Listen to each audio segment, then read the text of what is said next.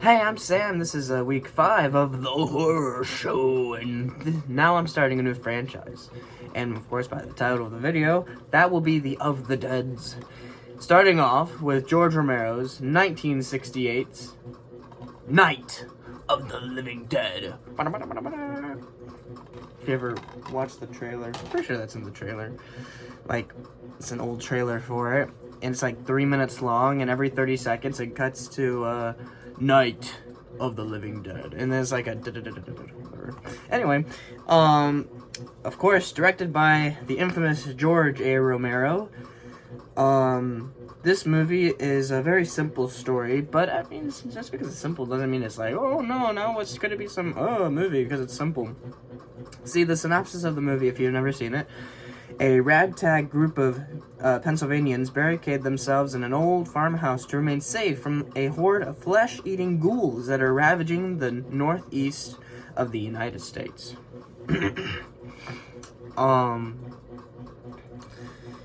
Duane Jones plays Ben, Judith O'Dea plays Barbara, Karl Hardman plays Harry Cooper, and William, I may have misspelled that, Hinnsman plays the main ghoul, the cemetery ghoul that you see in the very beginning of the movie. I had Duane Jones' character first because I view him as the main character of the movie, even though the movie starts off with Barbara. I mean, you see Ben about 20-ish minutes into the movie, but it's like just his character. He's like well, I'm not gonna spoil. Not yet, anyway. He just seems to me he's the main character. Karl Hardman is a character that wants to be the leader. Ben's the leader.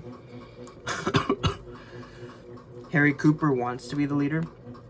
And then the main ghoul, I only really put him there because about 10 to 20 years, I forget when this movie came out, but either he directed this movie or he just wanted to be a part of this movie.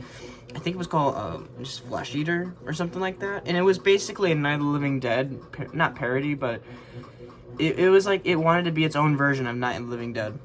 It wanted to go in a different direction, but he played the main zombie in that movie, so that was pretty cool. When I first watched that movie, I was like, wait, that's that guy. That's crazy. Like, really crazy. IMDb has this movie a 7.8 out of 10, about almost 150,000 people voted, make that a 7.8 out of 10. Now, I'm going to spoil a bit. I think it's a little bit worse than that, but it's not like a 6. It's not like a 5 or a 4 out of 10. It's still a 7, but it's not a 7.8.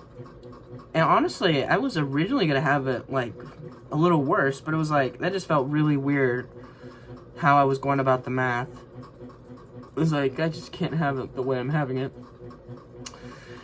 So I have the story a 7 out of 10. It's a very simple story, but just because it's simple doesn't mean like, oh, now it's gotta be a 3 out of 10 if it's really simple. Like, come on. Just be good, and it was pretty good. The music is also a 7 for me out of 10. And which is funny because if I'm not mistaken, all the music that's used in this movie is like, free music, or at least at the time anyway. I'm sure it still is, but it's just music that, there's open domain? No. I forget what the term's called, but like anyone could use that music. It's just free music they wanted to use because they were very independent filmmaking right there. So they had to get if you ever have a free opportunity, you should take it. Like the house, I'm pretty sure the house was gonna get demolished, and they were like, "No, please, we want to use it," and so they were able to use it. I'd say the moral is a 7 out of 10. It's, what's the good and evil in this movie? It's more of it's not like a supernatural good and evil. It's more of a physical, down-to-earth good and evil, like,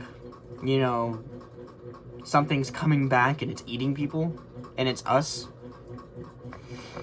It's like, yeah, that's pretty it's pretty evil. But you know, the zombies aren't like necessarily evil. They're not coming back and eating people because they're evil demonic creatures. They're coming back and eating people because of some, you know, whatever. But they're like, if there were villains, if there are bad guys in zombie movies, they're the bad guys because they're killing people. That's how I view it anyway. Sorry.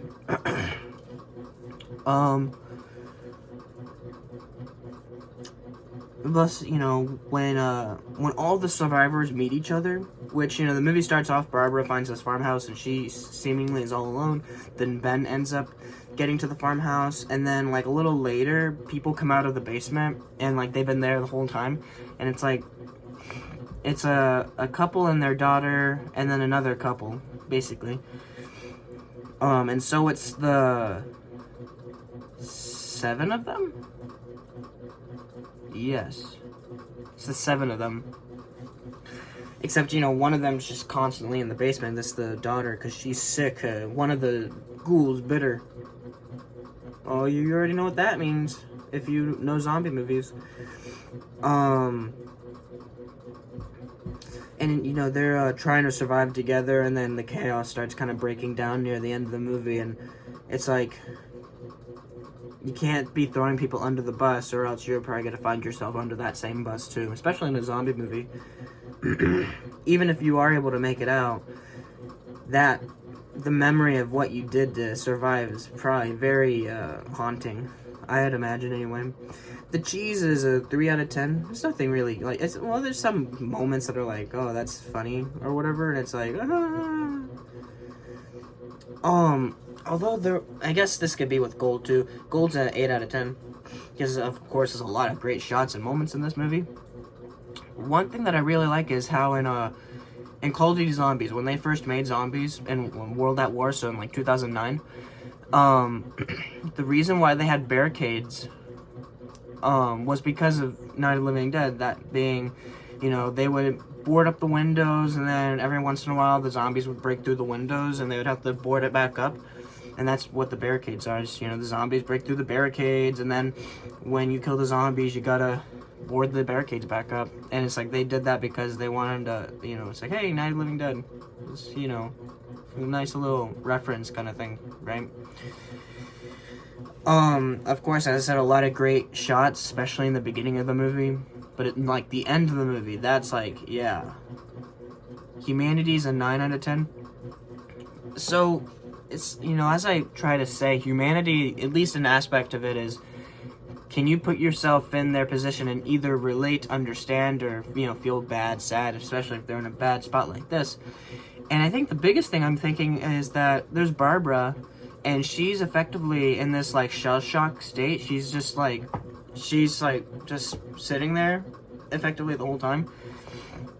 And I remember thinking when I was younger, it's like, oh, that's so silly, because why is she like, oh, blah, blah, blah. Then the more I'm thinking nowadays, I'm like, if you showed someone in the 50s, or, I mean, I guess 60s for more of this movie, if you showed them, like, a Rob Zombie or The Terrifier, they probably, like, and they had to watch that movie, they would probably be like Barbara.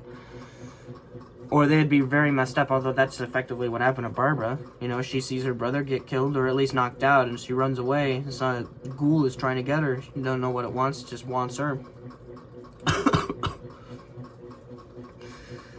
So, like, I'm like right there, like, understanding that, like, yeah, that would be a really, like, awful kind of thing to go through. At least I think, anyway. And then never knowing, like, not seeing any of that kind of thing happen. Like, nowadays, like, if a zombie apocalypse happened, you have people out there that are, like, ready, that have been waiting since, you know, since the 60s, since that movie came out. But, like, you know, it's never gonna work. Or, not work, it's never gonna happen. And they're just, you know, waiting for that day it does happen. It's like, they're crazy until it does happen, right? So, this is, I think it's very, like, you know, it's a not silly. It's a low budget movie where they probably had to one take a lot of stuff, and there's a lot of kind of dialogue that probably could have been a little bit better if you wanted to make it, like, legit. But then again, I think it's pretty good. I think that how they go about the dialogue and characters in this movie for it being a low-budget movie, but even just for what this movie is supposed to be, I think it's pretty good. And then the ending is a 9 out of 10. So the way the ending goes is that, you know, the movie starts with like a couple zombies at the farmhouse, and then it ends up being like a whole bunch of zombies, and they end up breaking in, and this is the funny thing, they start breaking in, and Barbara then kind of wakes up out of the state and goes help at the door, and then the zombies break through the door, and who's behind the door? It's her brother! But he's a part of the club now, and he wants to make her join the club too.